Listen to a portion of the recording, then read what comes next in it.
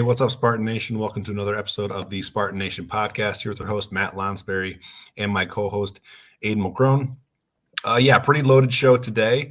We're going to talk about the recent updates with Michigan State's coaching search for football. We're also going to talk about the Spartans getting the win over Nebraska on Saturday, ending that losing streak and sending the seniors out as winners at Spartan Stadium. And then we're going to conclude tonight's show with just a very minor little preview of basketball season, which is set to get tomorrow against James Madison. So with that, we'll kind of just dive in, and we're going to get started with kind of what has been the biggest talking point of the season, unfortunately, because of just the way that things have gone. But we'll start with the coaching talk, and with that. So there were 4 names that came out from, I want to give credit to Spartans Illustrated. That's the Rivals.com affiliate who covers Michigan State. This was based on their work. Normally, I would not talk about other publications' work because it was supposed to be premium content, but it kind of got leaked out there, and so they went public with it. So that kind of frees us up to talk about the names that they listed openly, and those were Dave Clawson from Wake Forest, Jonathan Smith from Oregon State, who we've talked about a lot on this show, Jake Dickert from Washington State, and the fourth one was Lance Leopold from Kansas. So I guess we'll start with those 4, Aiden. When you see this news that these are and these aren't necessarily the top candidates on the top of Michigan State's list. It's just 4 that have been confirmed that Michigan State is interested in. Michigan State has reached out to the representatives of these coaches and are trying to set forth formal interviews with these guys. So I guess, Aiden, talk about your reaction to these 4 names that kind of emerged over the weekend, and where your thoughts on maybe each of them. Yeah, I mean, I don't think I'm really surprised by any of these names. I think Lance Leopold, is a candidate, along with Mike Elko and Jonathan Smith that people are pretty high on. Jake Dickert, I think he's gone down a little bit in terms of his value after their season's kind of gone off the rails a little bit. So I guess, none of these really surprise me. I think John, I know you're pretty high on Jonathan Smith. He's probably your top candidate still. So I think, I know you talk, Chris Kleiman, Mike Elko, Matt Campbell, some kind of other names rumbling around. So they want a guy who's not proven, but a guy who's currently in college football, which, I'm not hinting at anything, but really what it's saying is, Urban Meyer is not on the table right now in terms of options, or, if he is an option, he is kind of in the back pocket as a last resort rather than kind of the front of the line for candidates. So that's kind of where we're at. I think as the season goes along and comes to a finish, we'll have a better idea just in terms of where these coaches are at in terms with their programs, but also where Michigan State is at, because like we saw on Saturday, I think there still is some promise with this team and some young players that have shown they can be some key pieces moving forward, and that this rebuild may not be as long or as as tough as it can, or as it kind of seemed to be after the last 6 weeks. Yeah, no, it does sound like, based on the report that Spartans Illustrated put forth, they rate the chances of Urban Meyer to be the next head coach at Michigan State as very low, highly unlikely, for some of the words that they used.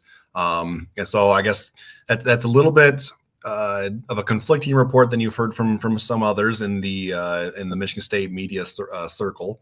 And so I guess kind of where I've landed as far as the interest in Urban Meyer or the lack of interest in Urban Meyer, This is kind of based on different people that I've heard from, and who have talked about this. On the one side, you have the Spartans Illustrated crew. That's Rivals.com. That's David Harn, Ryan O'Blanis. Those guys don't think it's very likely. And I've heard them cite, conversations, not maybe conversations directly with Alan Haller, but the idea that Alan Haller, the athletic director, does not want to tie his reputation to Urban Meyer, given some of the stuff in Urban Meyer's past.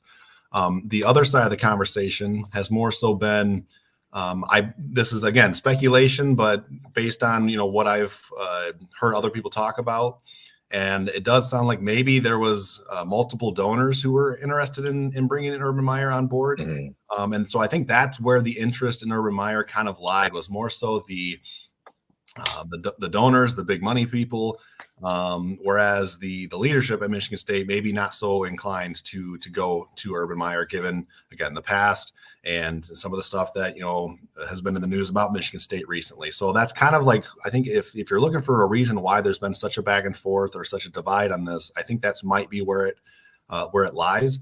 That's not based on anything that I know or anything. It's just reading the tea leaves a little bit. What I've heard from other people, it sounds like that might be where the divide is as far as Urban Meyer is concerned. Back to these original candidates. Lance Leopold is a guy who has really grown on me over the last several weeks. I know he's 59 years old. That's probably a little older than what you're looking for, but the guy has won everywhere, and he took over. I'm going to post Junior's comment because that's pretty funny.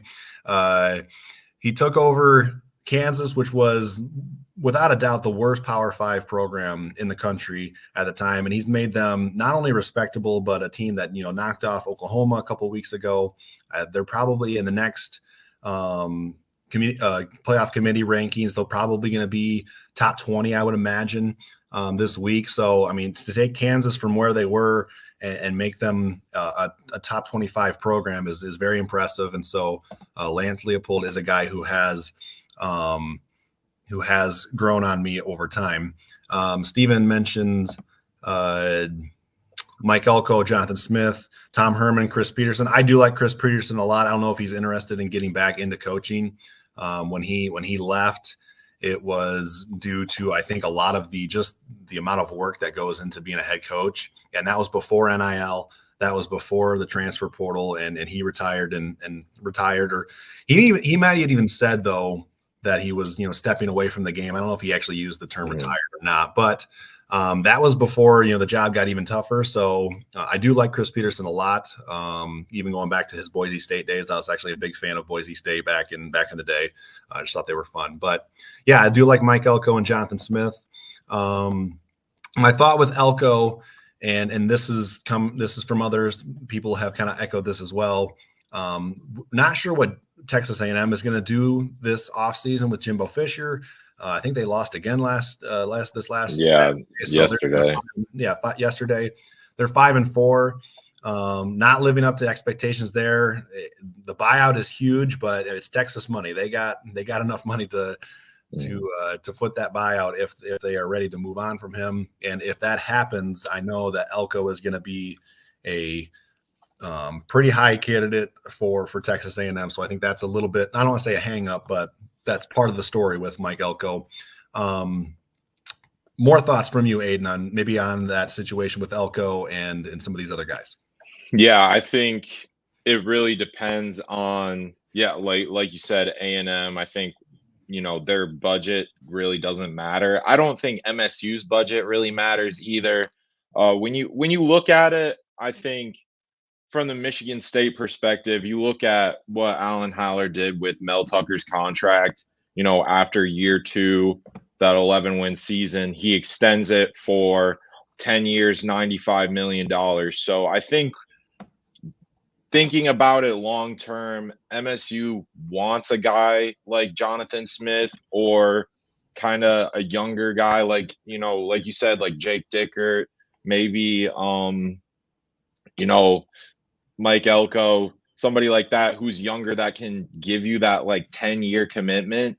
I think Lance Leopold definitely, like, being on that list is just out of the success. But I think when you look at it, it might be a little bit of drawback that, can you get, 10, 15 years potentially out of him? Like, will he keep coaching football in this kind of crazy NIL era where, Kansas, I think NIL isn't that, much of a factor as much as it be at MSU in terms of, recruiting, kind of just going around and lobbying and petitioning and stuff with donors. So I think the fact that, this MSU is a step up from that, I don't know if he'd be willing to do that. And if he does, will he be willing to do that for, 10, 15 years? Because it does seem like Alan Haller, from the hires he's made, not only from, giving Tucker that contract extension, but also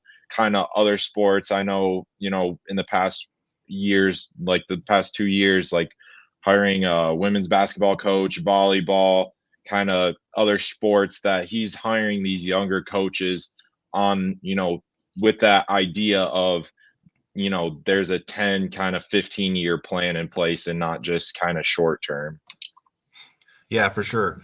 What are your thoughts on Dave Clawson? Because of the 4 names that came out and were tied to being on the list, that was the most surprising. That was one that I had not heard anybody talking about before this last weekend.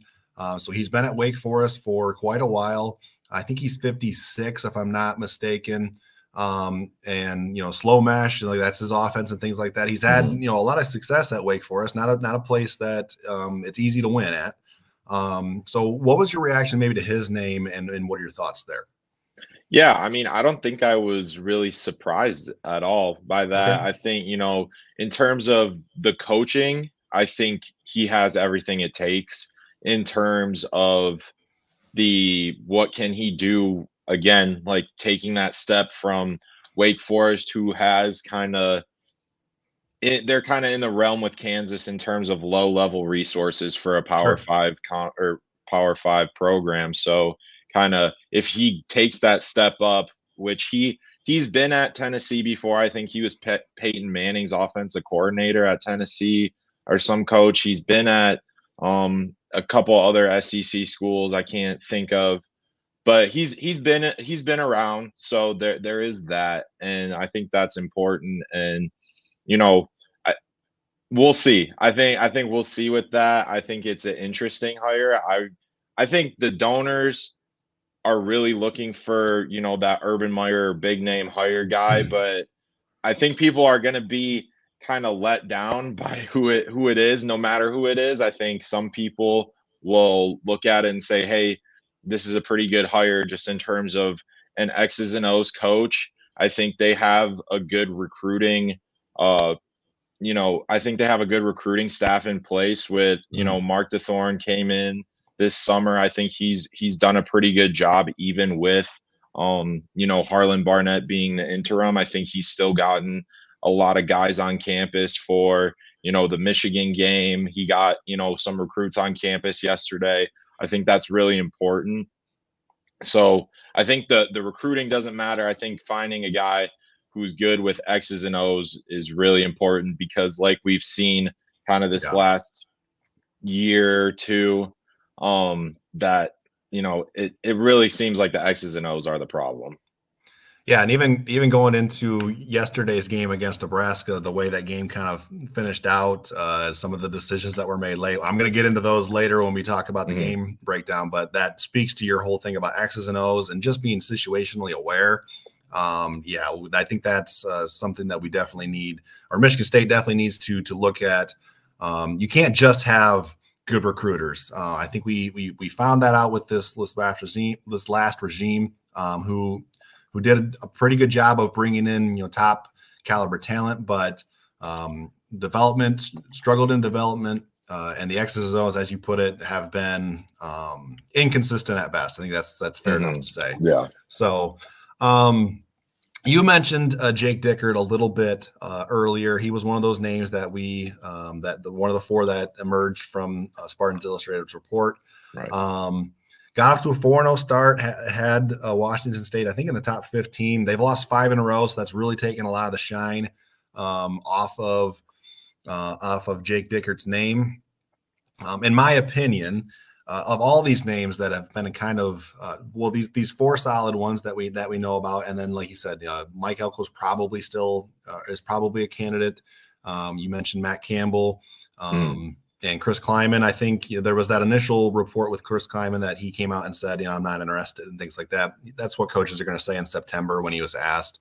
There's a chance Michigan State circles back to Chris Kleiman, and I like him as a potential guy as well. But Jake Dickert does seem a little bit like the odd man out, just because of his lack of experience and the shine has worn off. So I'll just put it out there. If I was a Michigan State fan, I would be disappointed if that's the direction Michigan State ends up going. What are your thoughts? Yeah, I think part of the reason why he's on that list is because he's the youngest candidate on that list. I think that's part of the reason of they think they can develop him.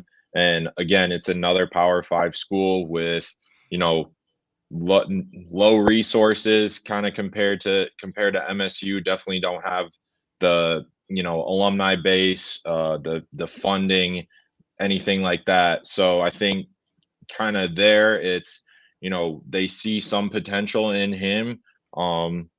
He's done well in the transfer portal. I know their quarterback Cam Ward is he's by far their best player, and they found him out of an FCS school. They found some good pieces around that program from the transfer portal. So I think that's really important. I think that's also part of the reason why Dave Clawson is on this is I think he's used the transfer portal well. So I think just finding that kind of coach that is really adapted to the modern era with NIL, transfer portal, kind of maximized and utilized the resources around them. I think that's really important. So I think Jake Dickert, I think he's done well for a program that, Washington State has not really been that great of a program. Obviously, Mike Leach made them relevant and pretty good for a while. And, taking that over was huge for Jake Dickert. I know there was another coach in between. I can't remember. It was Nick Rolovich. He was the coach at Hawaii. Right. And I wanted to say about Dickert that he kind of, when he got the job, it was under tough circumstances because Rolovich, and I'm not going to get into the politics of this, but this is what happened. The state of Washington had a COVID-19 mandate for, I think, employees of, certain institutions and whatnot. And Nick Rolovich didn't want to take the COVID-19 vaccine. And so that was kind of a dispute between him and the university, and he got fired over that. And that's when Jake Dickert was named the head coach. So I would just bringing that up to say that he kind of took over in tough circumstances. I think he finished the year 3-3 that season. I don't know if it was 2020 or 2021. I want to say 2021, but I could be off on that. And then he's been there since. So that's the situation with Jake Dickert. I did want to bring up Steven's thought here on Dave Clawson. Kenneth Walker did come from Wake Forest. I think he split carries or maybe even been second on the depth chart over there, and then entered the portal. Obviously, he ends up at Michigan State, and the rest is history. He goes on to be, the Doak Walker Award winner. Is this a concern for you, Aiden, or is this just kind of, the way that things work now with the transfer portal? Sometimes guys leave and then they have success at other places.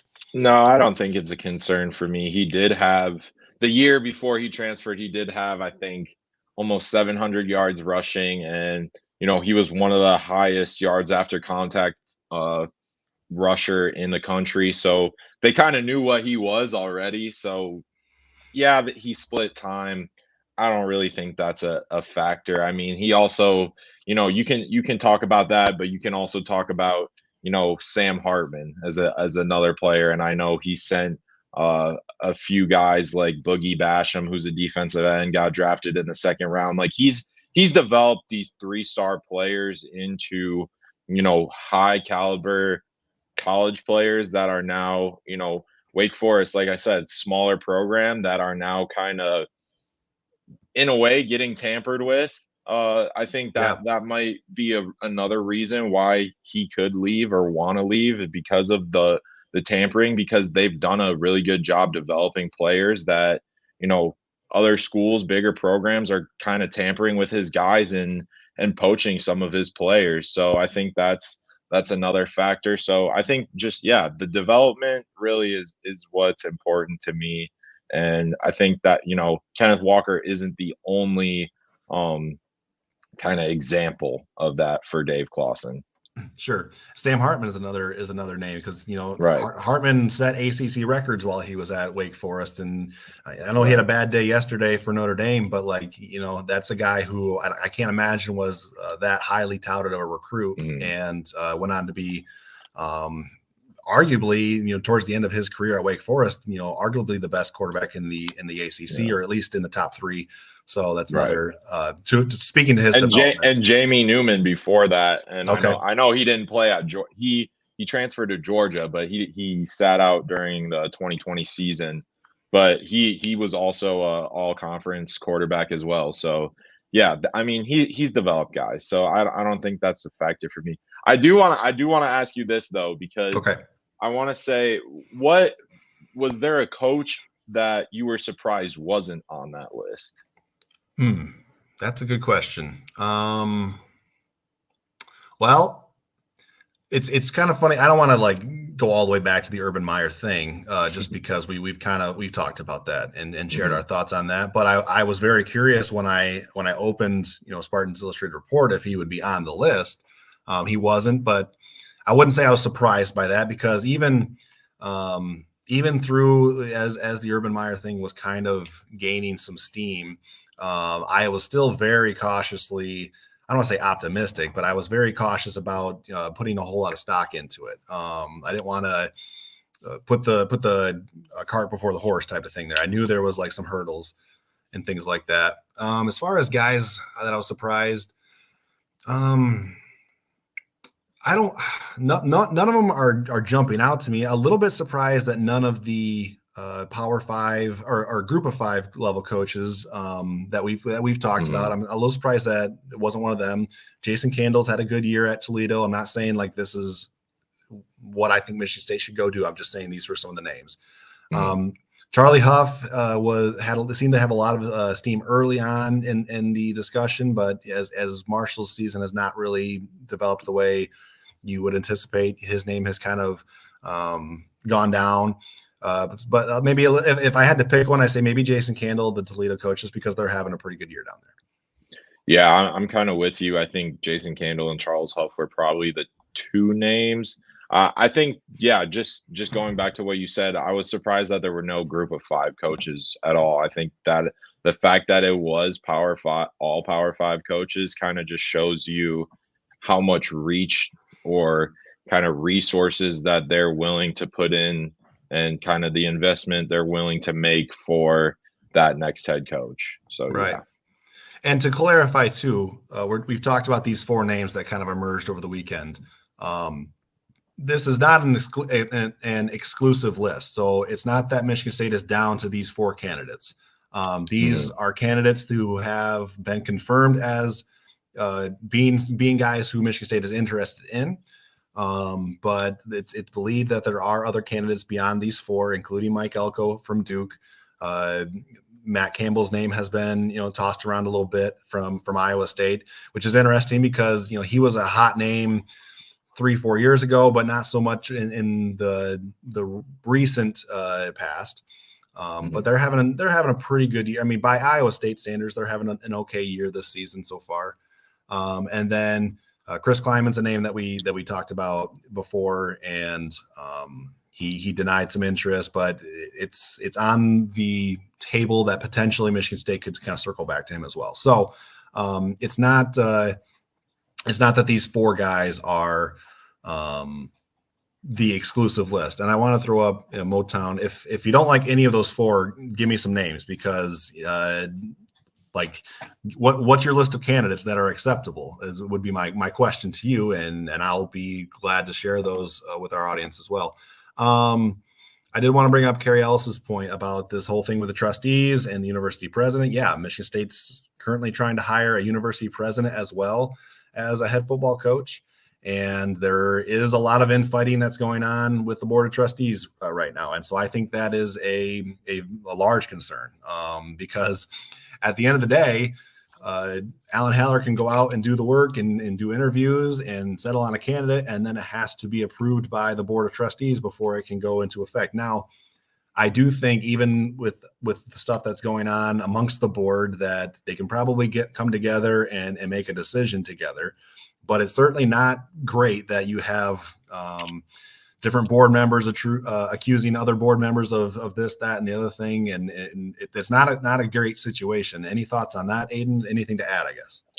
Yeah, I think it's kind of a mess right now. I know that's, a big talking point around campus, just, outside of football is, finding that in, the next president, because obviously they have an interim, and then the board of trustees kind of going back and forth. So I'm not gonna get into kind of the details of it, but it is a concern a little bit. But I think Alan Haller, if he approaches it the right way, I think there should be no issue with whoever he tries to hire, whoever he wants to hire. Okay. Kyle asked who's the head coach at Liberty. That's Jamie Chadwell. His is a name that I've seen on some message boards amongst the fan base. Any thoughts there, Aiden, on a guy like Jamie Chadwell?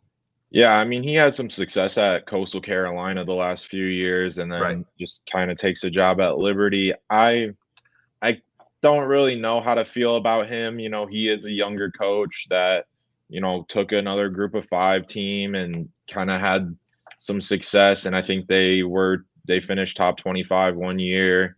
So, I mean, it's definitely an interesting hire that might be worth looking at, but I don't think he would kind of, if I had to rank him amongst, the rest of the Power 5 coaches, or even somebody like Jason Candle or Charles Huff, I don't know if he would be willing to take this job, or I don't even think I would rank him ahead of the other 2.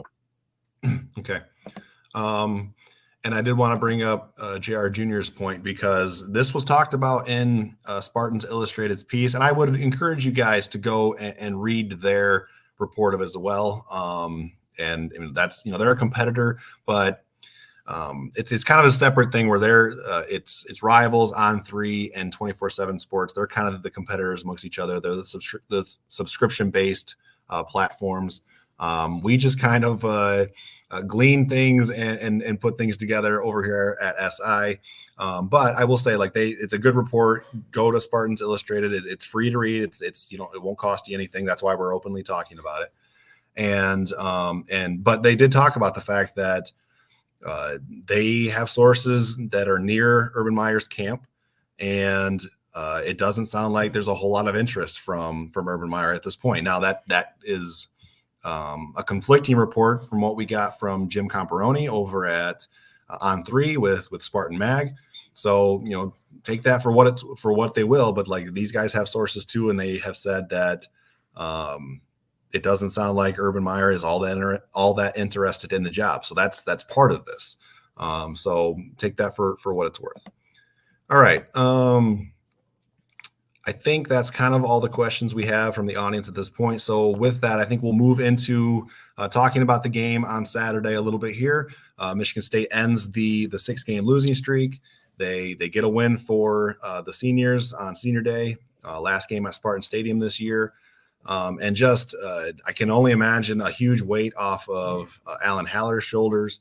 It was nice to see him get his first win as a head coach. Who did I say? You said Alan Haller. Alan Haller. Harlan Barnett get his first win as the interim coach, and to do it in front of the home fans and all that was a nice moment for him.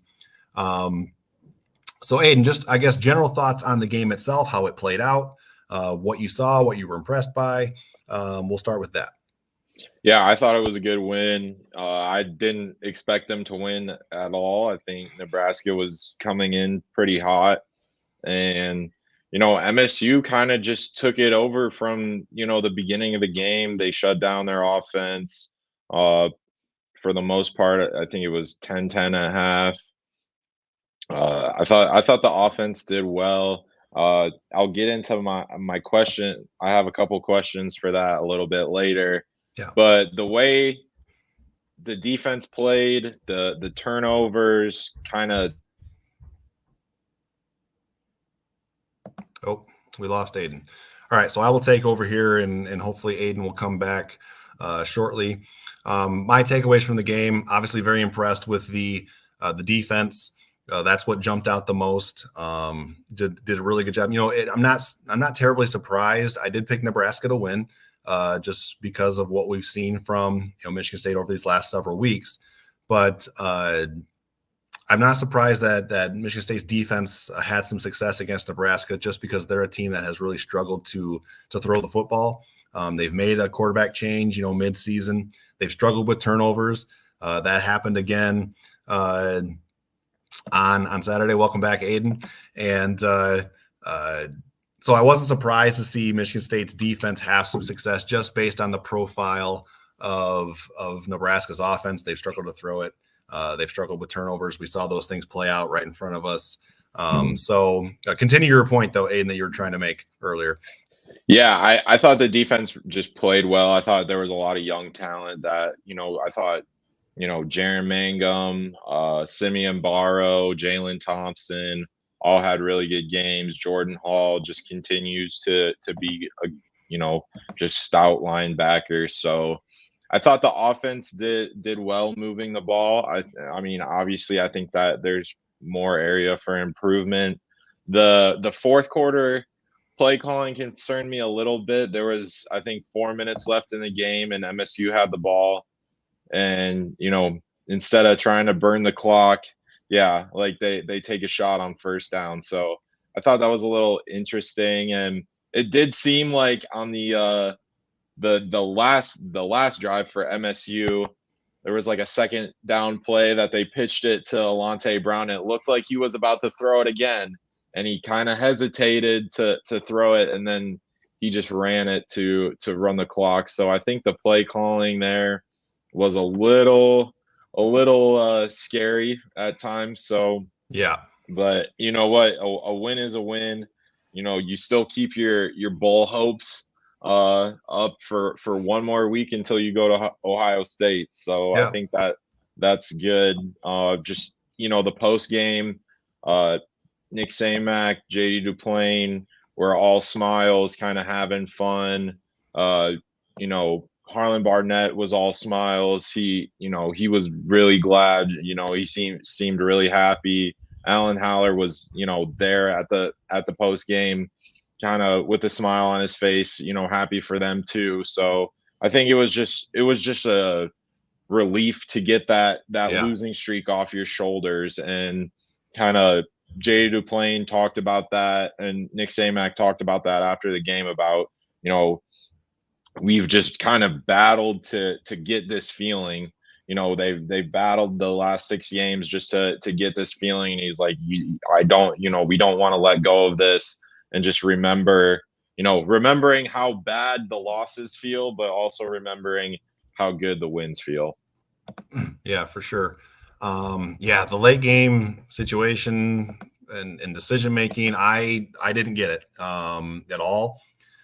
For one thing, like, you're down inside your own 20, I think, on that play call where they take a shot downfield.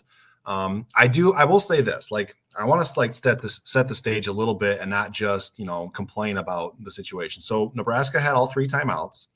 There was over 3.5 minutes left. So it's not like it's nothing close to like the Miami situation from earlier this year where you're just taking a knee or whatnot. Like, you've got to get at least 1 first down, probably 2 to end the game on that first possession. And so, but I just, to take a shot on first down as opposed to maybe, and then to be fair, Michigan State had not had any success in the run game. So that's maybe part of this as well. But I would have still preferred to turn around, hand the ball off, and get what you can on that first down, and then see what you have. And then if you feel like taking a shot, I still don't love the idea, but just to come out and take a shot was strange to me. And then start to force Nebraska to use these timeouts. I thought that only getting Nebraska to use one timeout in that situation was a failure. Like, you have to at least burn a couple of their timeouts, I would imagine, in that scenario. It didn't happen. The more egregious one was, Michigan State punts. I think Nebraska might have gotten a first down or two, and then did they turn it over, or did they punt back, or I can't remember how that. I think they punted back. Yeah, I think they punted back, and then it looked like Jay Johnson had called that like double pass again to like Alante Brown. Mm-hmm. It was like a toss. I don't know if it was a toss or just an actual throw over there. And then I'm like, what are you doing? Like, I didn't get it at all. Thankfully, Alante Brown thought better of it and just kind of ate it and didn't put the ball in the air. But I don't get it at all. At like that second time, like, that makes no sense to me at that point in the game. It's under 2 minutes. Nebraska has one or two timeouts, maybe just the one. I can't remember exactly. But it's like that's a scenario where I just don't like. I'm throwing my hands up in the air. I don't know what's going on here. It didn't end up costing Michigan State the game, but it did. They had to give the ball back to Nebraska again, where in that situation with that second possession, the ball should never have gone back to Nebraska, in my opinion, because they had less than 3 timeouts and the clock was under 2 minutes. Like, you should be able to find a way to milk the rest of that and not have to give the ball back. Thankfully, it didn't come back to cost Michigan State, but not a fan of the way that played out at all. And I guess I kind of beat that to death just now. But any further thoughts, Aiden?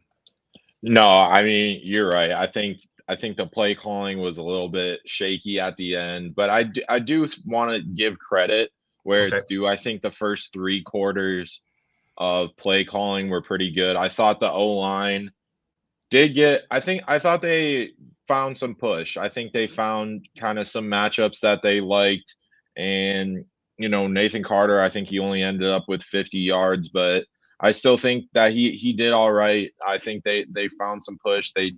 They were just trying to figure that out. I think Jaren Mangum has not been what they expected. They've really gone to Alante Brown as their second string running back right now. I think just using the quarterback, whoever it is, Hauser, Levitt, both of them made some good runs, but I think just utilizing them more in the run game, I think that's important, because I do think that MSU they didn't break any big runs, but they had those kind of 3 to 4 yard gains that kept them on schedule, which I think was really important, because I think once MSU, Jay Johnson's, once they get off schedule, I think that's where they kind of gone off the rails just, from the past 3 years. Yeah, I agree. Let's move into our 5 burning questions, and this will kind of allow us to be maybe a little bit more specific about like individual guys and performances. And I go ahead and get us started with this, Aiden, with the burning questions. Yeah, so I'll kind of preface this a little. So my question is just, what were your thoughts on kind of the use between Levitt and Hauser? I know Harlan Barnett said in his press conference that before the game they had planned the whole week that Levitt would take every 3rd drive. So Hauser would get 2 drives, and then Levitt would get the 3rd one, and they planned on that. So I guess, what are your kind of thoughts on that, or kind of the thoughts on how they use that and what that kind of looked like? Yeah, this was one of my questions as well. Like, just what did you think of the 2 quarterback system and things like that? I don't know that they stuck to that every 3rd thing, every 3rd possession. Which if they didn't, I actually commend them for not just like having a script and sticking to it. Like, it did seem like they took a game flow into account there. But no, it was unfortunate, I guess, for Sam that that first possession he was in there, Michigan State was really backed up, and so you have to be really conservative there. And so we didn't get to see much of Sam really for the first, it seems like 3/4 of the game. But then he does get that opportunity on the plus side of the field and throws just an absolute dart to that was Kristen Fitzpatrick. Was that one, or was that Montori Foster? I think it was Foster. The Levitt touchdown was yes. to Montori Foster. Okay, so the Levitt touchdown is to Foster. Pinpoint accuracy, threw it in the perfect spot. Tough catch for Montori. His arm was getting kind of held a little bit there, but he comes up with it. So I think it's good.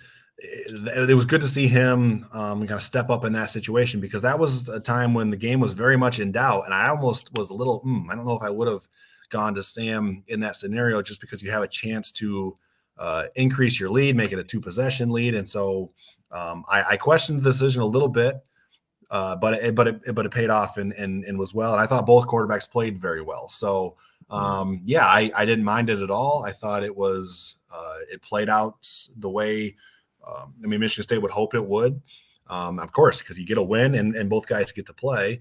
And I think there is something to be like, you have to find out what you have in these guys going into next season. And that's kind of where we're at with the season. It's all about preparation for the next year. And so I think in that sense, it worked out very well. I had a little bit more to my question, and so I will just kind of bounce it back to you with this thought. Do you think Michigan State will continue to utilize this 2-quarterback system for the rest of the year? What are your thoughts on with that? Yeah, I thought it was interesting, especially kind of, that was some questions that people asked Sam Levitt in the press conference, was kind of, how do you feel in terms of, or like, where are you at in terms of, the red shirt, because that was his 4th game. So the next game that he plays in will be burning his red shirt, and, they'll be using his year of eligibility this year. So he kind of talked about that. He said, I got to talk with my family. I got to talk with the coaches and figure out what's best for me and what's best for the team. So I thought it was interesting. I don't really know what the end game is going to be in terms of the coaching decision to kind of play him every 3rd drive, because I feel like if you're going to burn his red shirt, you would do it just by starting him and just kind of by playing him and giving him the job. But the fact that I thought Caden Hauser was the better quarterback yesterday, I thought he played well. He leads the team down for a touchdown, and everyone up in the booth was like, and then the next drive, everyone's in the booth like, why is Sam Levitt out there? So then, and then we got that answer. So I thought it was not, I don't know about the coaching decision there. So I'm sure they've had talks about it already, about kind of where they're at in terms of burning the red shirt and everything like that. So I don't know. It's hard to tell. We'll see in the Ohio State game, because there's no way Sam Levitt starts the Ohio State game. No. Because if he doesn't start this week against Nebraska, he's not going to start against Ohio State. And you also kind of running the risk of, hey, Noah Kim still kind of injured. We haven't seen him at all the past 3-4 games. So, there's that. And then after, if he is injured, after Hauser and Levitt, you're onto your walk-ons, or you're onto like Olante Brown or somebody. So you're also running that risk as well. Sure. No, I think you're right. They're not gonna, if the time wasn't this last week to make another change at quarterback, it's certainly not going to be in Columbus next week. So I think that's a fair assessment. Eggplant asked, does Cam have a shot at playing again? I think he does, because again, we don't know what's going to happen with Sam. I think Eggplant asked about if Sam has burned his red shirt. He's played in 4 games. So if he plays in another game, then it's burned. At this point, he can still maintain the year of eligibility if that's the route that he and the team decide to go. So because of the uncertainty surrounding Sam's eligibility for the remainder of the year, that's what I think does allow Kim to still have, like, there's still a percentage of a chance that he's gonna be in a game again. It depends on his health, number one, and it depends on the health of the other guys as well. Because if Noah Kim's not ready to go this week against Ohio State, they've got a really good defense. If Caden gets banged up, then that really comes into question, because you've got Sam over here who can't play again while maintaining the year of eligibility. And then as you pointed out, Aiden, after Sam, it's the walk-ons. So Right. That's why I think, there is a shot at playing. I'm hoping that he is healthy again and ready to go even by this week. That would be ideal, because then that helps with this whole situation with Levitt as far as his eligibility. And we're not sure at this point what that decision will be as far as maintaining the red shirt or not. So I do think there's a chance. Moving on to other questions here. I'll throw one out there. Who had the best individual performance, in your opinion, Aiden, against Nebraska? Like, give me one guy who stood out, jumped out at you. And if you need to think about it a little bit, I have a guy ready. Well, I do have a similar question to that, but I'll kind of throw that out there as well. So I asked who was your defensive player of the game? Okay. Because the defense played well, but I do want to. I don't know if I'd say he was the best player, but I do want to give props to Caden Hauser. I do think he did play well in the time that he played. I agree. I think he was like 18 for, I can't remember. He was like 18 for 25, but he completed more than 50% of his passes. I think he threw for 166 yards, something like that. So I did think he played well, and he made some good run plays. He knew the situation that he was in when he got in, especially at the end. There was a option where he kept it. He ran it, ran the clock down. I think he did well. And moving forward, it's gonna be, is he still going to be splitting time or is he not? So I'll give credit to Caden Hauser from yesterday.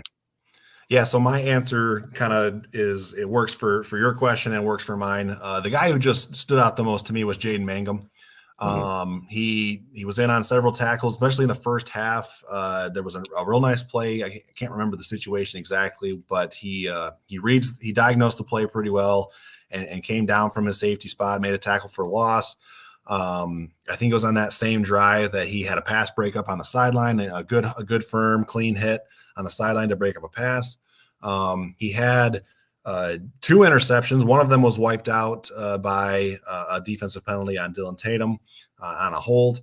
But just kind of playing that safety spot and keeping everything in front. And frankly, the ball was thrown right to him on both interceptions, really. But he was in the right spot at the right time. And so I just thought he had a very a loud game. Like, it was noticeable his play out there. And so that would be my answer to both of our questions. He was the guy who jumped out the most.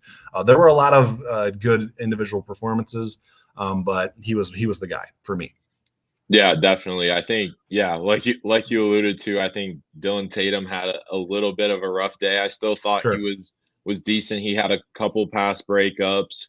But yeah, Mangum really stuck out just with the interceptions. He was kind of flying all over with the ball. I want to say Simeon Barrow played well, and he has played well the last 2 games. Obviously he entered the portal a couple weeks ago for, about 48 hours maybe, and then, came back with the team. So I think, he's played well. He kind of had a strip sack at the end that Nebraska recovered, but it really just ran the clock out for them. So I thought he played well and physical up front. Jalen Thompson also had a good game. I think he had, 1.5 sacks or, around there. He was getting to the quarterback. So I think that's really important, having the youth movement. kind of as it's enticing for these potential candidates that you're looking at, because if you can retain a lot of these guys, you have a pretty good young core that's also talented. Yeah, I thought Khalil Majid also had a very good game as well. He came up with an interception in the second half. Yeah, so like I said, it was a collective effort, especially on the defensive side. I'm glad that Eggplant brought up Jalen Thompson, because I thought he was one of the standouts as far as like defensive linemen. I think he finished with 5 tackles, 2 sacks, and might have forced a fumble as well. So Yeah. a good game for those guys as well. Yeah, so go ahead and hit me with another burning question, Aiden, and we'll continue here. All right, so this is my third question and my last football one. So right now, what is your confidence level of Michigan State beating Indiana on a scale of 1 to 10, 10 being most confident, 1 being least? Okay. So that game is on the road in Bloomington. Indiana just beat Wisconsin yesterday, which I did not expect. But I know Wisconsin's dealing with backup quarterback situation there, but they hung around against Ohio State for a while, and then the next week they kind of lay an egg against Indiana. So interesting. I've been pretty confident about this game against Indiana, even through all of the turmoil, and I haven't been shy about saying that originally I had Michigan State beating Minnesota, like going back to preseason. By the time we got to the game, I picked Minnesota. Iowa, I was a little bit on the fence, but I was like, I'm going to go with Iowa. Same thing with this Nebraska game, and I was wrong. Obviously, we were both wrong on that one, but we were just waiting to see something. I'm pretty confident about the Indiana game, to be honest. I think Michigan State is more talented than Indiana. I think even with all the turmoil, they're a better football team, and so I think I would go right now. 7.5, I think, would be my confidence rating against Indiana at this point. Yeah, I have it around a 6 or a 7 as well. I think Indiana is a better team than we give them credit for, but MSU is still by far the more talented team, and the way that they've kind of stuck together, even after 6 losses in a row, I think you have to give them credit for that. And they don't win this game if they don't stick to they don't beat Nebraska if they don't stick together. So I would say between a 6 and a 7 as well. Okay. We're just throwing up some of the thoughts from the audience here. A similar range as what we are. I think so far I'm the most bullish. I threw the hook on there. I put 7.5 on it, but as JR Jr. does say, we've seen games this year where Michigan State probably should have won, and it slipped away. And there were even some, again, the way that Nebraska game ended leaves some concern, because finishing game, there's a skill to finishing games, and Michigan State has struggled with that, to say the least. Kyle Cruz all the way up, all the way in at 10 out of 10 against Indiana in a couple weeks. Got to play the Buckeyes first. So continuing here. Let's see. What do I got? So this goes back to the coaching search a little bit, but I wanted to throw it in as one of my burning questions, and this has been talked about in the comment section as well. So I think it's a good question. On a scale of 1 to 10, Aiden, rank your level of confidence that Michigan State will make a good hire for its next head football coach, based on some of the names that we've discussed today, as far as like this is kind of where it's centered around at this point. What's your confidence level that Michigan State is going to end up with a good hire? Yeah, so I think the Urban Meyer rumors, obviously that's, a lot of people, just regular fans, some donors that we've heard of really want him. But I think that's not going to happen. And I think the person they are going to hire, whether it's, one of, Kleiman, Dave Clawson, Lance Leipold, Jonathan Smith. I think those guys they're better, or they're more fit. I think they're more fit for a program like MSU than Urban Meyer. So I think, people may be underwhelmed just by the name, but I think in terms of, once you read into it more, I think people will like, some of these coaches better. So I think right now I'd probably put it at a 7 right now. I think if they go to, Jason Candle or go to Matt Campbell, I don't know. I don't really trust them as much as I do even someone like Jake Dicker, but we'll see. Yeah. So given like there was about 7 names that we kind of discussed as we thought, being serious candidates based on some of the intel that we've heard over the weekend. How I would kind of rank those is I'd have a top 3 of Mike Elko, Jonathan Smith, and Lance Leipold. And then I feel like, and then Chris Kleiman would probably like be up there as well, if they can get him on board, which I think there's a little bit of work to do there if that's the case. So I would go those 3, and then Chris Kleiman, and then round it out with Matt Campbell, Jake Dickert, and Dave Clausen. You made some good points when you talked about him a little bit, but I guess not as splashy of as a hire, I guess, as maybe what I'm looking for. And a lot of people don't think, and I don't even necessarily think that like Leipold or Elko or one of those guys would be splashy, but I think it would be good. And I wanted to pull up Motown's comment again. We're still waiting for you to throw out some names, Motown. So and I'm not trying to be combative here. I'm open to discussion. Like, throw out some names as far as guys, because obviously you're not pleased with the names that have been rumored over the weekend, not even rumored, like reported over the weekend. So throw out some names and we'll talk about them as well. But just want to get your thoughts. So I think the phrasing of my question here is a good hire. And so I feel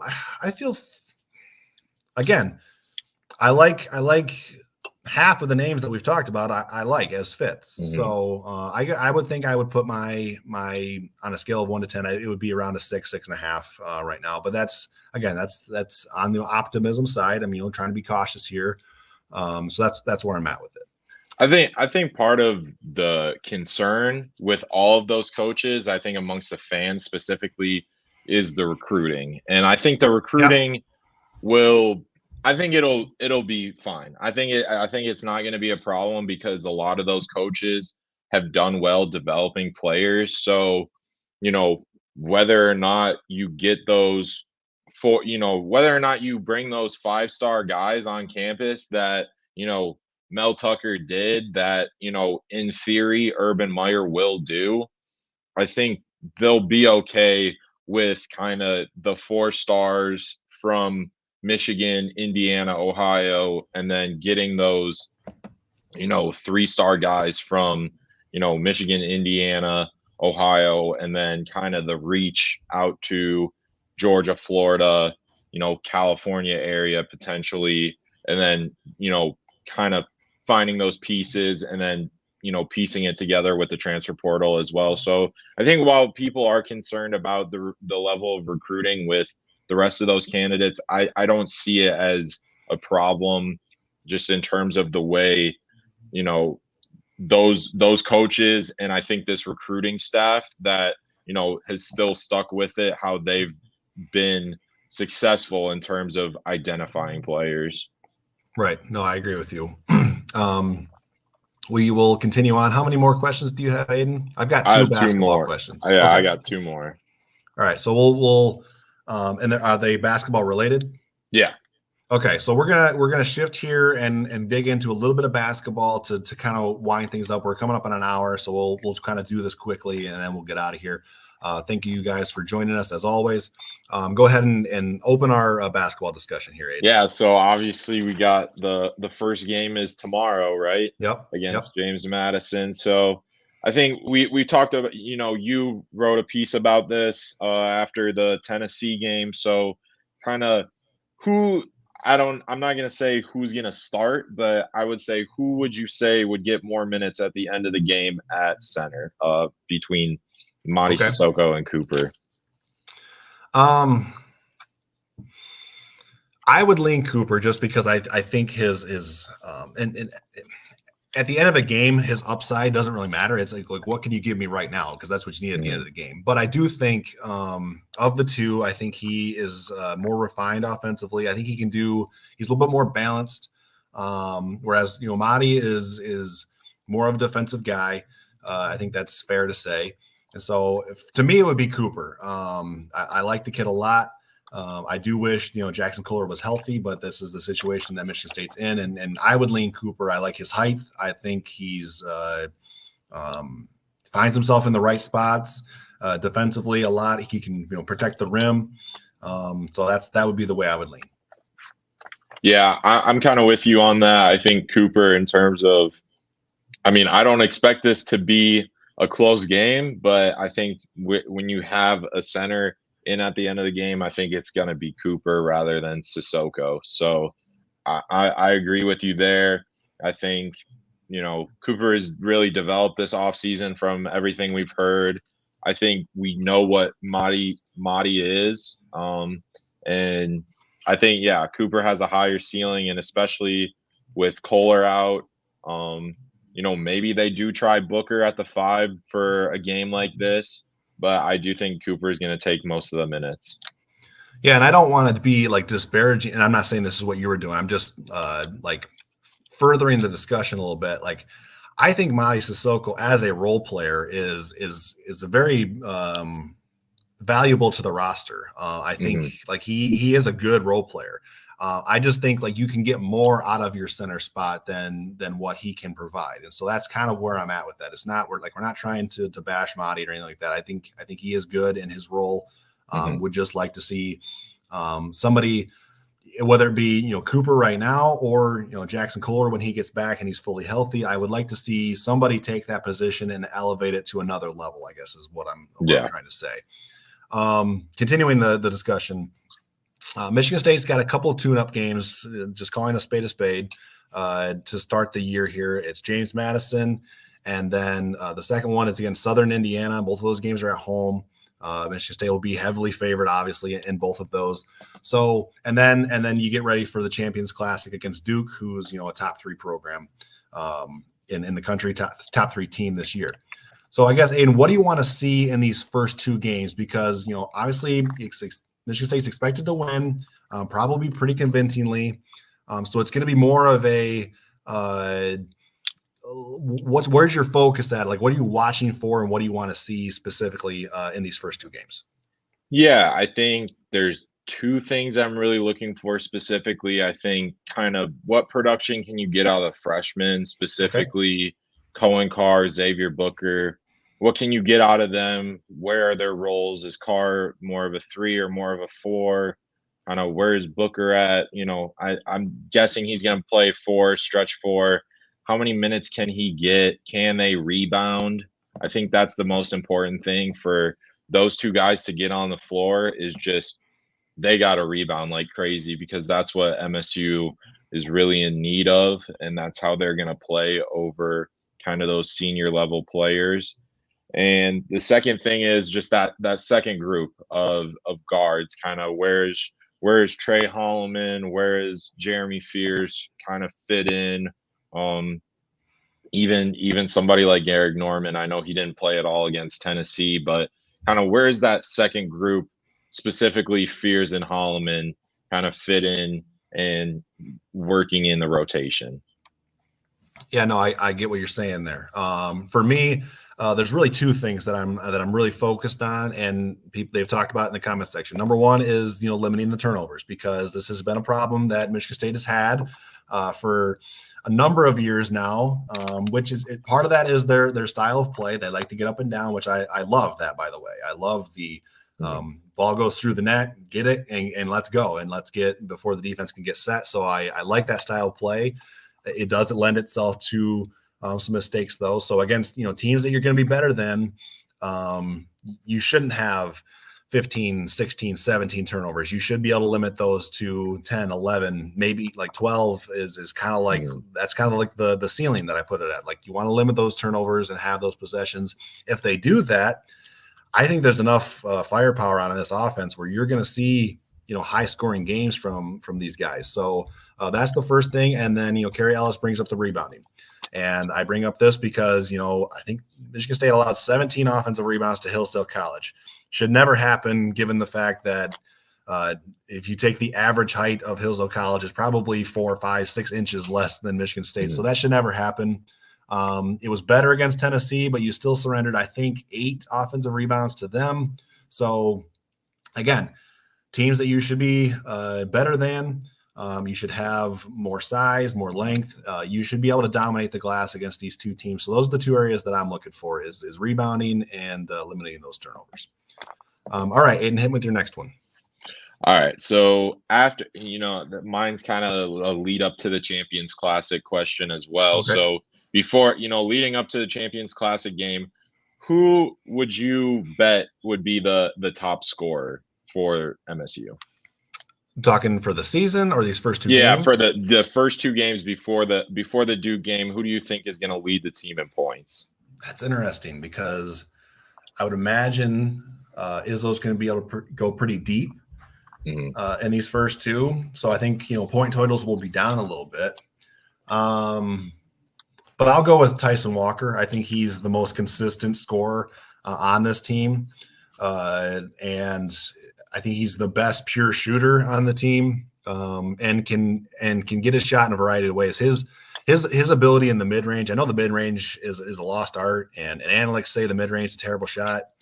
I've got issues a little bit with the whole analytics. If you're proficient at the mid range, you can shoot the mid range. Like, that's my thought. If the ball goes in the basket, I don't care what the freaking numbers say on the sheet. So, and he's very good in the mid range. So I would go Tyson Walker. I think he can score in a variety of ways. And I think he's poised to have a really big year. So that'd be where I would lean. Yeah, I'm gonna go someone different. I'm gonna say Akins. I think Akins, in terms of when you play these teams like James Madison and Southern Indiana, I think just his athleticism just beats everything, and the way that he, you think Tyson Walker is the best shooter. I think Akins is the best shooter on the team. So I think they'll space it out. I think he can just be used in a lot of different ways. I think he's going to be used a lot more this year. I mean, he was used a lot last year, but I think they'll use him a lot more, and just he'll be more efficient as well, which I think that's been his biggest thing outside of shooting, because it kind of just seems he's been a spot up shooter. Maybe they use him in some different ways. So I'll go Akins for that. Okay. No, I'm not going to push back on that much. I have a similar question, but this is more of a full season question. Who is Michigan State's most important player this season on the roster? Ooh, that's a hard question. It is, because you want to say one of the guards, you want to say, Tyson Walker or Hogard or Akins, but they have a lot of guards, and it makes you wonder, kind of, maybe one of the bigs is a little more important in terms of, can Malik Hall step up, or is he just what he is? Can Cooper or Sissoko step up? Can Booker or Carr, kind of elevate their game to be, a first round pick kind of level player? So that's difficult. I will say Hogard, though. I think Hogard is the most important player, just because of his kind of versatility in terms of matchups. I think he's a good defender, and he's their biggest guard. He's 6'4", so defensively, I think he's really important just in terms of matchups, and offensively, I think he's the best facilitator and just has really great vision. And I think it should be improved in terms of his kind of assist to turnover ratio, because he does make some really impressive passes, and then he'll make some passes that you're like, that was the dumbest thing I've seen. So yeah. So I think he's going to improve, though, off of that. I think, and that goes just with team chemistry and the veteran presence they have. So I'll go Hogard. Yeah, there are definitely moments where AJ, you kind of just say, "Well, there's AJ," kind of being AJ, and that's when those turnovers that happen, and Mhm, Izzo has that incredulous look on his face. Like we've seen that quite a bit. But I will mhm, say, I think you make a good point with AJ, just because I think we have a pretty good idea of what we're going to get out of Tyson Walker. He's pretty mhm, consistent. You know what you're going to get. I think Akins is similar. I think there's another level that Jaden Akins can reach. But I think the consensus is that he's gonna reach that level and he's gonna be very good. I As far as Akins, I think he's a better athlete than like a Gary Harris. mhm. And I don't know that he's quite the scorer that Gary Harris is, but like he's kind of, and I don't mean this as an insult, but I think he's a little bit Gary Harris light, I guess I would say about Jaden Akins. Um, and then you hope that the forwards and the centers will just kind of play their role. So going back to Hogard, though, I think Hogard is the player who can take Michigan State to being that a favorite for the national championship, or I don't want to say like second tier as like again as a disparaging thing, but like I think Hogard, if he has an outstanding year this year, he makes Michigan State the favorite at that point, I think, to win the national championship. So I get where you're going, kind of with that. As far as the most important player, I think I would still land on Walker, just because, again, I think I think he'll lead the team in scoring this season. I think he, again, repeating myself a little bit here, but can score in a variety of ways. And I think he's underrated as an on-ball defender too. He had 5 steals in that game against Tennessee. I know it was an exhibition. It was a little bit loose as far as like turnovers and things like that. But I think he's very, very good on the defensive end as well. And the thing about Tyson is he is the spark plug and he's the igniter. On a couple of occasions when Michigan State had fallen behind in that game, when they went on runs, it seemed like those runs were started by Tyson Walker, and he's kind of Mhm. that. If you go back to the old, this is before my time, much less your time, Aiden. But like Vinny Johnson for the Bad Boy Mhm. Pistons, he was that like the microwave. Tyson Walker is kind of a microwave for this team and can get things rolling quickly and change games quickly. So that's why I would lean Walker as my choice. Mhm. All right, Aiden, we're at an hour 12, so I think we'll wind things down here. Any final thoughts going back to the coaching search, the game against Nebraska, basketball upcoming? Any final thoughts before we close it down here? Yeah, there was one question Okay. there. Yeah, the Illis Eggplant said, "Do you think we will recruit out of the West Coast in terms of who the next head coach will be?" I think that's really going to matter on who it is. I think if it's Jonathan Smith, I would say yeah, absolutely. Same thing with Jake Dickert. But if it ends up being an East Coast guy like Dave Clawson or Elko, I think that changes it. Yeah, no, I think you hit the nail on the head there. It depends on it. It really depends on who the hire is. Like Jonathan Smith, definitely going Mhm. to recruit on the West Coast and things like that. So, also want to give a shout out to Maple Leaf. Hope you're enjoying California and Florida. We're jealous of you for sure. I'm sure the majority of our audience here, because it's a nice day out today. I'm looking outside right now and sun shining. It's like low 50s, not bad at all, like no wind, but it's going to get cold here pretty soon. And so definitely, I would think like a name like Maple Leaf, you'd be like up in Canada somewhere. But appreciate the love there. And Gary Ellis says, "Go Green, beat Ohio State." Wouldn't that be something though, Aiden? Like, can you even imagine Imagine, yeah, what that would be like? Uh, yeah, it's happened. Like Ohio State #1, I think in the 96 or somewhere around. Nick Saban, yeah. Yeah, so it's happened before. It's happened before. Ohio State has played with its food a little bit this year. So Mhm. appreciate it, Carrie, and we'll see you next time on the Spartan Nation podcast. As usual, I think we'll be back on Wednesday to preview the upcoming game against. Oh, and I wanted to give you a shout out too, Aiden, because Hazlitt High School won its district Yeah, we did. championship, and so congratulations on the district title, Aiden. And who do you guys have next? We're playing Goodrich. Next week on Friday, I believe. And is that the regional final or is it the semifinals? Yeah, regional final. So there's Regional only finals. 8 teams left. All right, so a district championship for my man Aiden here, who coaches Yeah. tight ends for Hazlitt High School. So congratulations on that. Thanks, guys, and we'll see you next time on the Spartan Nation Podcast. Appreciate it.